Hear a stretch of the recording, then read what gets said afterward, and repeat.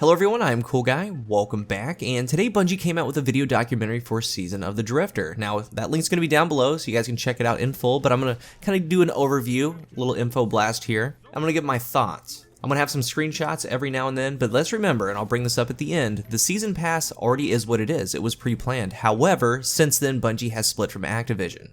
So let's start this overview with what they said in the closing, at the end of the Vidoc. This is important. They say we're starting to figure out the roadmap for what a Bungie-controlled Destiny looks like. It's an exciting time.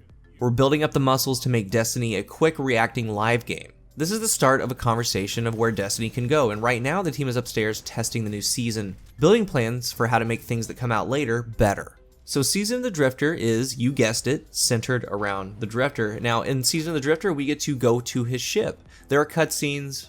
They say that the lore is going to be super deep. The 9 is present and they're working with the Drifter. So let's start off with the meat and potatoes first, an overview of the activities, and then we'll get into some very specific activities. This is Season 6. Again, every week there's a promise that there's going to be something new and different to do. They are listening. They came up with a power surge bounty to get you up to 640 light power. That way you can do the new activities on the day the Season of the Drifter drops. And that's safe to say that my Titan will finally be making an appearance on this channel. And also, it's really going to help with my PS4 account. Day 1, you go play Gambit Prime, and then you go play The Reckoning. And that's going to be the loop. Gambit Prime, they're calling it Sweaty Gambit. You have a very specific combat role, and it's followed as on screen. You build the armor set with perks that change the game. There's only one round, so teamwork is going to be key. The boss fights have raid-type mechanics. Those roles, we have the Reaper, clearer of waves and slayer of large enemies. The Invader, hunt your opponents, steal their moats. Collector, counter invaders and protect the bank. And then the Sentry, counter invaders and protect the bank. I think this is very cool, and I think the armor's really cool. I'm actually going to go for each set. So that loop is you play Gambit Prime, and then you go play Reckoning. That's going to be the PvE endgame. You take your rewards and risk them in a new challenge that belongs to the 9. It's kind of like a horde mode, at least it looks like. Swarms of enemies unlock greater rewards that you take into battle. Unlock armor and perks that make you the ultimate competitor in Gambit Prime. So again, you play Gambit Prime, you play The Reckoning gives you better gear to go play Gambit Prime. The Reckoning is designed around the 9, and I'm really excited to explore that, which I'm going to stop right here. It's very cool that the 9 is a part of all this. However, I am disappointed that we have the 9 and there's still no trials. Let's be real here, because seeing the 9 got me really excited. And I am excited to learn more about them, but the way they were first introduced was to play trials. And now we're here. Feels bad.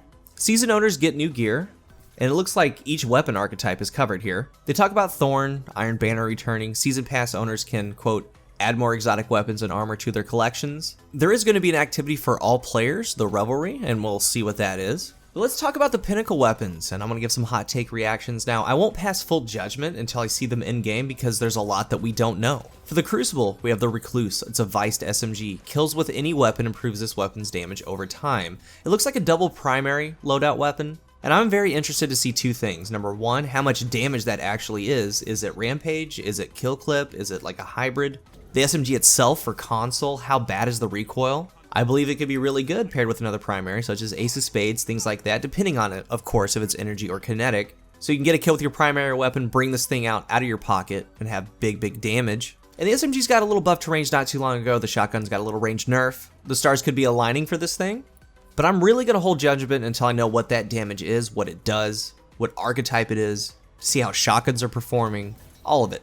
If it is big damage, then this thing can be top tier. Because again, you could be in a primary fight, someone comes at you, you bring out this SMG, and then it'll just rip through them. At least I think that's the theory behind this thing, but again, I'm going to pass judgment until I know exactly what it does. For the Vanguard, we have the Oxygen Scout. It's another one I can't wait to get into and figure it all out. It appears to be a Solar Omelon Scout. Dragonfly deals more damage based on the number of precision hits made beforehand. So in theory, you could be nailing a boss with precision hits, or a mid-tier enemy, and a group can come up with that boss. You can tag and add, and when you tag that add, you've chained and primed so many hits with this weapon that you have a more potent Dragonfly damage to the area. I'm all for this. I think there's going to be a lot of different ways to use it. For Gambit, the 21% Delirium. It's a machine gun, kills increases weapons damage until it's stowed or reloaded. Now at first thought, okay, that's probably Rampage, but I'm thinking this is going to be a legendary, and it can put in work. And it looks like it's just going to gain Rampage stacks that won't go away, so a backup mag is going to be an absolute must on it, not a Rampage mod.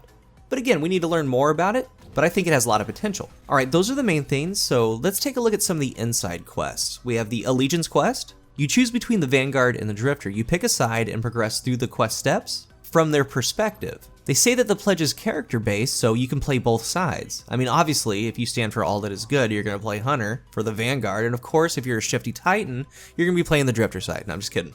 But that sounds pretty fun. And hopefully this is one of those quests that is on a weekly basis, who knows? It could be something that we just get done in a day, we'll have to wait and see. Next, we have Invitations of the Nine. This is an exploration of the Nine.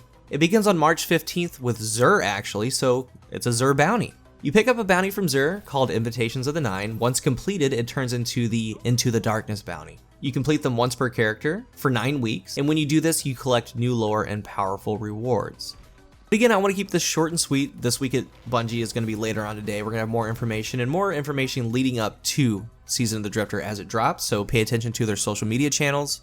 Again, this was pre-planned, but right now, this is going to start being their vision for a Bungie-controlled Destiny, so we're going to see how it goes. I want to know what your thoughts are. I'm personally excited to explore the Drifter, the Nine, to do the new activities. On top of all that, I'm still trying to get the Kindled Orchid that I want. Let's talk about it in the comment section. If there's anything that I missed, of course, let's talk about it in the comment section. Thank you guys for watching, and until the next one, I am CoolGuy.